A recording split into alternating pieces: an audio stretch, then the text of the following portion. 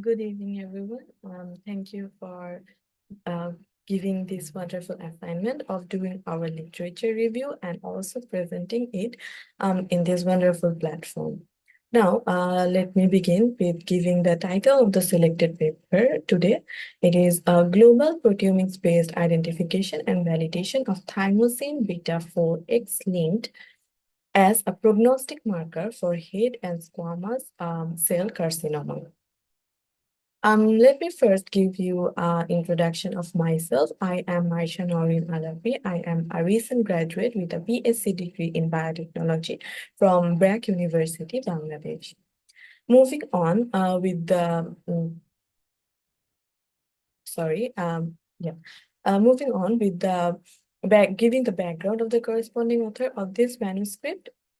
His name is Dr. M. Sao, who is a distinguished researcher with a passion for understanding cancer at a molecular level. He is affiliated with prestigious institutions in Taiwan, especially one of the mentionable is Taipei Medical University. His groundbreaking research focuses on identifying biomarkers that can predict cancer outcomes. The impact of his innovative research not only offers new insights into the cancer biology, but also paves the way for developing targeted therapies aiming to improve patient outcomes. Moving on to the context of the selected manuscript. HNSCC, that is the shortened form of head and neck squamous cell carcinoma, is a prevalent type of cancer known for its three characteristics. Firstly, aggressive nature. Second, late diagnosis, and third, poor patient outcomes. In this study, the study mainly focuses on identifying and validating TMSB4X, a shortened name of the protein, whose overexpression is hypothesized to correlate with poor clinical outcomes in HNSCC patients. Here, the researchers used advanced proteomic techniques such as immunohistochemistry, in short IHC, and mass spectrometry to analyze the expression level of TMSB4X in tumor tissues compared to normal adjacent tissues. The significance of the selected manuscript was firstly early detection and personalized treatment. It helped to understand that if TMS B4X could help tailor treatment plans, and secondly gave important pathological insights in understanding tumor behavior and its progression.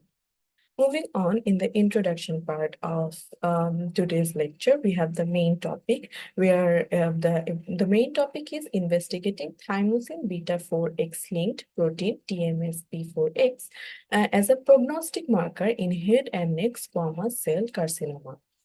The question may arise that what is a prognostic marker? A prognostic marker is basically a biological characteristics that is usually targeted and can be measured to understand or predict a disease outcome. The research questions addressed here are firstly, what is the role of this protein in the overexpression or in the progression of HNSCC cancer? And secondly, can TMS-B4X, this protein expression levels, predicts patient outcomes such as overall survival and recurrence-free survival? The objectives of this study includes three points. Firstly, identify and validate this protein as a key prognostic marker in HNSCC. Secondly, explore the correlation between these protein expression levels and clinical outcomes in HNSCC patients. And thirdly, utilize advanced proteomic techniques to accurately measure the protein in tumor versus normal tissues. Moving on to the research methodology, the methodology first started with sample collection. Here, the researchers collected samples from both tumor and adjacent normal tissues of patients with head and neck squamous cell carcinoma. Then they moved on to protein detection. For protein detection, they used immunohistochemistry, IHC. This method was used to detect and visualize the presence of this protein in tissue sections. It involves a staining. It involves staining the tissue samples to highlight where TMS before X is present. The new techniques that were introduced in this kind of research was first multi imaging mass spectrometry, IMS. What it does, it creates very detailed images of the protein distributions in tissue samples. Why it is important? It allows a visualization of TMS before X protein localization within tissues and enhancing the understanding of its role in cancer. Another very important and new technique that is used here is liquid chromatography mass spectrometry. What it does, it quantifies the amount of TMS before X protein in the samples. And why it is important? Because it provides precise measurements of protein levels, crucial for assessing its potential as a prognostic marker. The research methodology, in the final section of the research methodology, it ended with firstly data analysis. Here they use the statistical method named Cox proportional hazard regression. It analyzed the relationship between these proteins expression levels with patient outcomes like overall survival and recurrence-free survival. And lastly, they validated and confirmed that TMS before X is a useful biomarker for predicting how patients with HNSCC might fare in terms of survival and disease recurrence. The key results that were observed from this research was firstly expression levels. The protein was found to be overexpressed in late-stage HNSCC samples with 2.24 increase in tumor tissues compared to normal tissue. The p-value was very much significant. And also prognostic significance, TMS before X was identified as an important prognostic factor for both survival, overall survival, and recurrence-free survival in HNSCC patients. Here, in the right side, we can see a graph. This is called Kaplan-Meier survival curves, demonstrating the impact of these proteins expression levels on patient survival. In the B section of this image, we can see in the left side, here it is given the OS, the survival probability, and here it is given the recurrence-free survival probability.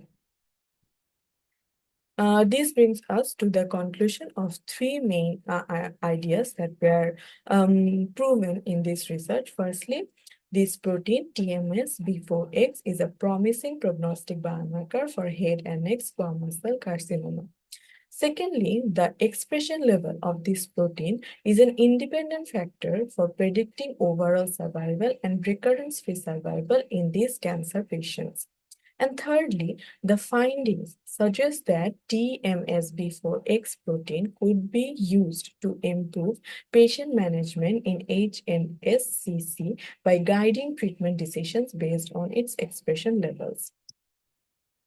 Now, to further elaborate the key findings and its implications, firstly, identification of TMS before X as a key biomarker. What it implies that elevated levels of this protein in tumor tissues correlate with poor prognosis, including higher risk of cancer recurrence and decreased overall survival. This suggests that this protein can be used to predict patient outcomes more accurately. And also independent prognostic factor.